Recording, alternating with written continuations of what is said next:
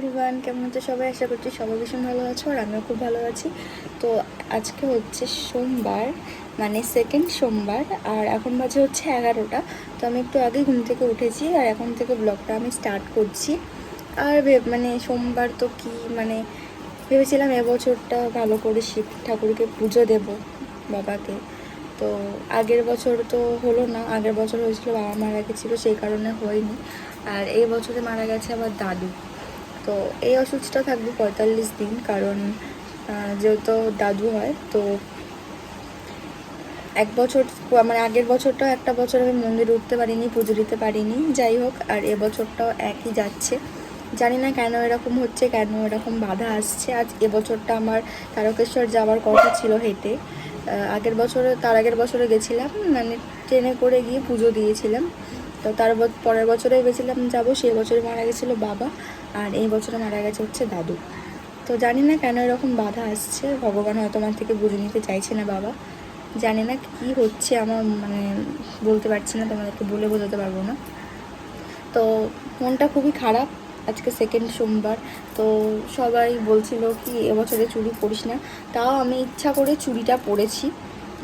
মানে কাজ মিটে গেছে তো কি করব, সবাই বলছে যে পুজো দিতে পারবি না, কি করবি পরে। আচ্ছা ঠিক আছে, পুজো দিতে পারবো না, আমি তো যেমন বাবার উপোস করি সেটা তো করবোই, সেটা তো আর ফেলতে পারবো না। তো যাই হোক, চুড়ি তো পরেই আছি, আর পুজো দিতে পারবো না, ওটাই যা একটু তো ঠিক আছে, কি করা যায়, বাবা যেটা চাইছে সেটাই হবে। তো দেখি কবে আমার থেকে পুজো নিতে চায় না চায়, বাড়িতে থাকুকেও পুজো দিতে পারবো না, আর মন্দিরে তো এখন যেতেই পারবো না। তো যাই হোক, দেখতে থাকো ব্লগটা। তো উপোস তো থাকতেই হবে, আজকে থাকবে উপোস। আর আজকে সারাদিনে কী করি না করি সেটাই তোমাদেরকে শেয়ার করব। তো ব্লগটা দেখতে থাকো। তো গাইস, তোমাদেরকে যেমনটা বললাম, তো আজকে সোমবার, সেকেন্ড সোমবার। তো আমরা তো সোমবারে ভাত খাই না, মানে শ্রাবণ মাসের 5টা বা 4টে মানে যখন জটা পড়ে, তো এগুলো তো আমরা ভাত খাই না। তো এখন বানানো হচ্ছে পরোটা আর আলুর তরকারি। তো চলো, মা আলুটা কেটে দিয়েছে, বা তরকারিটা তাড়াতাড়ি বসিয়ে দিই।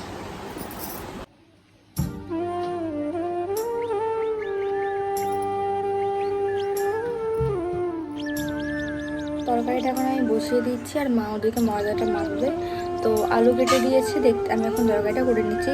তরকারিটা করবো হচ্ছে সাদা আলুর তরকারি, আর পরোটার সাথে কিন্তু সাদা আলু তরকারি খেতে খুব ভালো লাগে। তো চলো, এখানে মা এখন ময়দাটাকে এখানে নিয়ে নিয়েছে।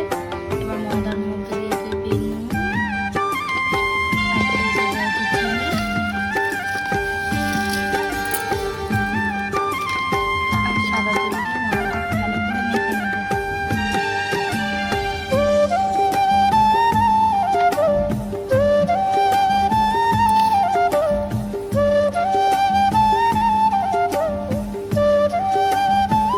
যেহেতু সাদা আলুর তরকারি করবো, সেই কারণে এখন আমি দিয়ে দেবো কালো জিরে।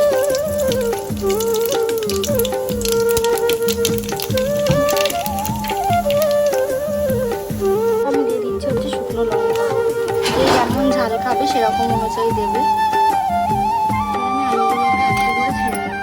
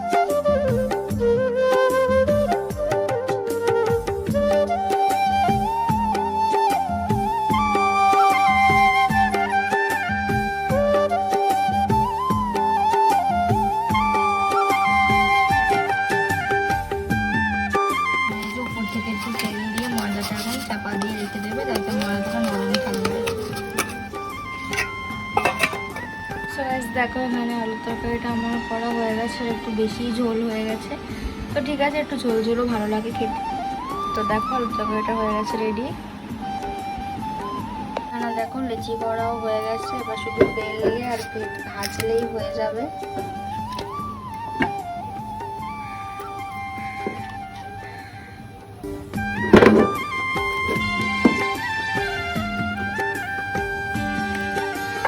আমি ময়দা এই পাওয়াটা বেলতে পারি না বলে আমি বেলি না, খেলা দেখা হয়ে যায় সেজন্য মাই বেলছে।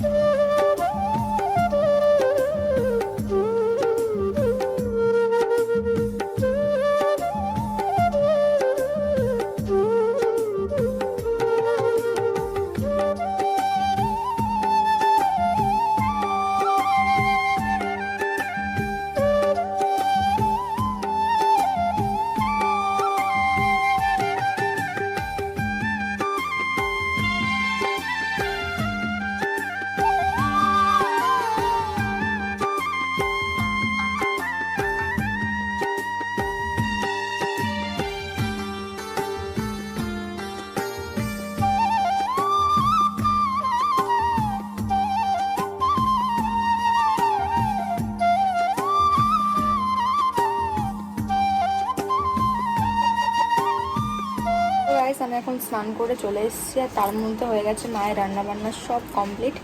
আর এখন বসবো খেতে। এখন প্রায় 2টো মতন বাজে, 2:30 বাজতে যায়। হ্যাঁ, তো যেহেতু এবছরে মানে শিব ঠাকুরের মাথায় জল ফল কিছু ঢালতেই পারবো না, তো ওই কারণে মানে এমনি গায়ে উপোস মতন রয়েছি। আর নিরামিষ রান্না করেছি, যা ভাত ছাড়া, ওই পরোটা আর আলু চচ্চড়ি, ওটাই খাবো। তো চলো খাওয়া দাওয়াটা কমপ্লিট করে নিই। তো মায়েরও কাজবাজ সব হয়ে গেছে, এবার দুজনে মিলে একসাথে খেয়ে নিই। তো চলো দেখতে থাকবো। তো গাইস এখন হচ্ছে ডাক্তারখানায় যাচ্ছে, আর এখন 3:30 মতো বাজতেই যায়।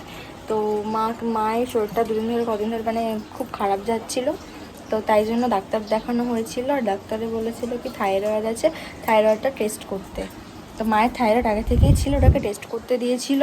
তো টেস্টের রিপোর্টটা চলে এসছে, তো এখন দিচ্ছি হচ্ছে ডাক্তারখানায়। তো এখন নাম লেখাতে যাচ্ছি, আর ডাক্তার বসে হচ্ছে 5টা থেকে। তো চলো। আর দেখো আকাশের ওয়েদারটা, খালি বৃষ্টি আসছে আর যাচ্ছে। আর এসে গাড়িটা রয়েছে এখন এখানে, তো গাড়িটা এখন নিয়ে যাব। এখন তো ঢাকা দিয়েই রাখি, কারণ কখন বৃষ্টি আসে কোনো ঠিক ঠিকানা নেই। এই যে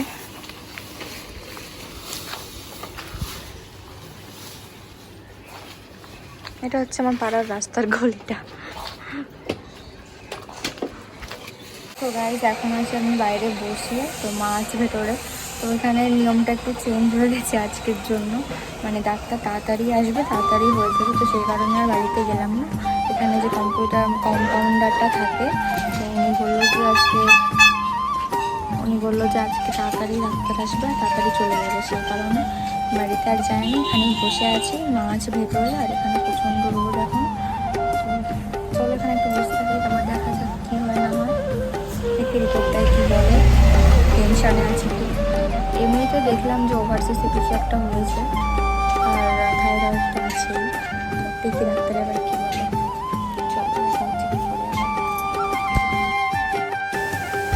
তো দেখো এখান থেকে ডাক্তার দেখানোর পর আমরা চলে যাচ্ছিলাম বাড়িতে। আর ডাক্তারে কী বললো না বললো সেটা আমি তোমাদের পরে কোনো একদিন শেয়ার করবো। তো চলো বাড়ি যাচ্ছি, ততক্ষণ তোমরা ব্লগটা দেখতে থাকো।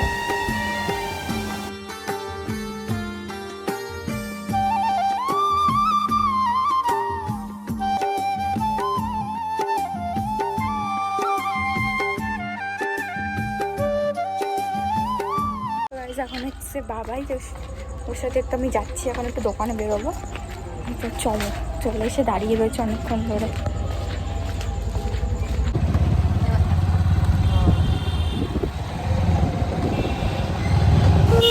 তো এখানে আমরা গেছিলাম দুজন মিলে তেল ভরতে গাড়িতে। তো তেল ভরার পরে একটু দোকানে বেরোতাম, তো তার মধ্যেই দেখো কত ঝমঝম করে বৃষ্টি চলে এসছে। তো আর কোথাও যাওয়া হয়নি, দেন চলে এসেছিলাম আমরা বাড়িতে। তো ব্লগটা ভালো লেগে থাকলে লাইক, কমেন্ট, শেয়ার, আর চ্যানেলটিকে সাবস্ক্রাইব করে দিও। বাই।